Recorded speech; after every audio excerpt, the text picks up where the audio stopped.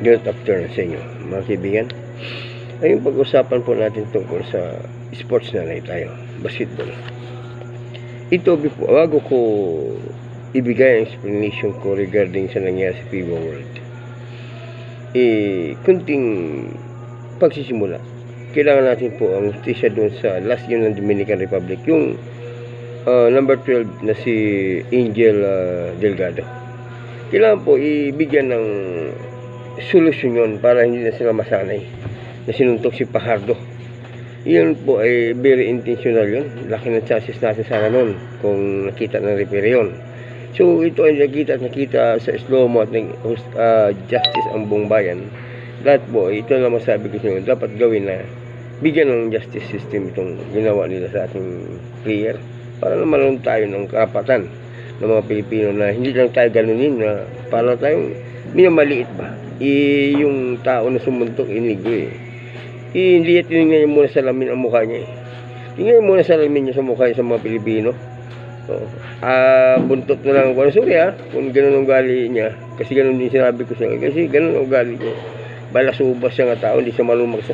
Sipin mo sa Pilipinas nanuntok ka ng player, parang insulto mo na yung mga Pilipino. Yun lang po ang ginako sa BSB ng basketball ng Samahan ng Pilipinas, na dapat ayusin nila to, bigyan ng justice system to, justisya sa pangyari. Pumunta tayo dito po sa games ng Angola. Ito po ay sabi na may mga rumor na pinabayaan ni Jackson, ni Chatriz Meli. Hindi po, kasi nangyari Sisu game, andyan si Soto. So nakita ko ni Pinsan sa labas kaya lang nangyari po masyadong na pumasok po mga 3 points ng Angola. Ano nangyari sa atin, tumitira si Clarkson, hindi po pumasok kasi nag-error si Ramos. So hindi natin masisisihan kasi yung superstar na inasahan to 3 years nagkaroon ng error. Actually marami ng tournament ang pinairal sa ating Pilipinas. Ito si Clarkson tsaka si Ramos, unexpected na magano mangyari sa kanila, hindi makatira, hindi makapasok. So nandun tayo po, bilib ako kasi nagawa ni Soto yung depensa. Isang dak na hindi pumasok, pero so, pasok ang 2 points niya. Then nagkaroon siya ng hook shot, the best po yun.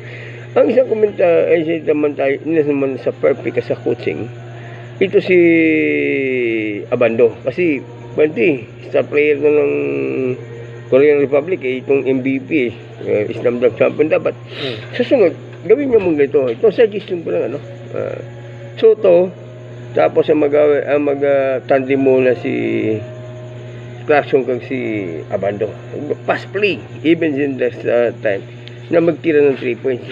First up parang subukan ng 3 points. Andiyan naman ang rebound si Soto, si EJ. Sabi na si EJ si Soto, the vision si Hudson, whether si Kraken. Kasi tapos off kayo, depensa yan kailangan po pass break sa dalawa lang. Kasi ag 3 points, i-try natin ang mga 3 points area natin pag sa atin nakadepensa ang bola. Pero kung mga pass break, make it possible layup. Pero nakasipling kalaban puro 3 points. Kasi nakita po, nanalo ang Japan, yun lang po ang problema natin, nanalo ang Japan sa Finland. Ito ang problema. Kasi manalo tayo dapat sa ito, last game natin na kailangan ma-qualify tayo. Kasi isa lang ma-qualify. Kung manalo tayo dito sa Finland, may possible 13 points or whether sa point system tayo mananalo. Kailangan manalo po tayo isang panalo sa round na to. Yun lang po mga kaibigan, tuloy na ipagdasan natin sana gawin muna yung strategy ng 3 points, kasi nangyari nanalo ang Japan sa Finland because of 3 points.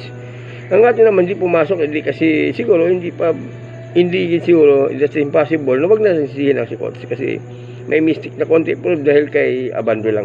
Dapat gamitin si Abando kasi sa rebound nakita ko black rebound ni Soto.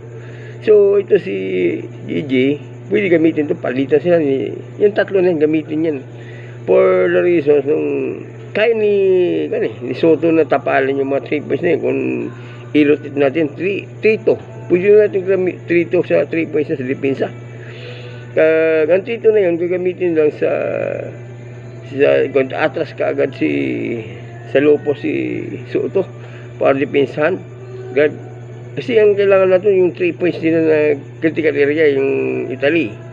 Yun na po, ang 3 points maintain natin. Pag-aralan natin ang 3 points area. Kasi sa QD area, mayroon naman tayo mga tower eh. Andiyan naman, at least make it possible. Mabilis si Abando. Kasi Carson, disnabis na po yung kaya. Pass dribbling yan. So wag muna natin, try lang natin. Why not? Tapos pahingahin, another player na naman. Pahingahin mo na si Bandog, si Carson. At least na sa iso game, makita natin yung 3 points. Gamitan 3 points. Pag lumamang tayo, gamitin ang 3 points. Pag lumamang tayo, kasi para mapag-aralan ang 3 points. Yun lang po mga kaibigan, medyo tagilid tayo ng people world. This is akong suggestion and comments regarding the nangyayari sa ating mga si Tim. Okay naman, ginawa naman niya dyan si Soto, binalik niya, hindi naman sabi hindi binabad si Soto, ginawa naman niya, depensa na si Soto because of traction in Ramos. Ngayon ang medyo may kwan doon, hindi kagad pinalitan, nilapit niya si Abando, kasi Abando i-tested na player na rin. Why not? Nakita mo, flexible siya. Sirito kailangan si Abando, yung flexible yan, bilis, kag si Lacson. Si Lacson, ito po, this is my suggestion.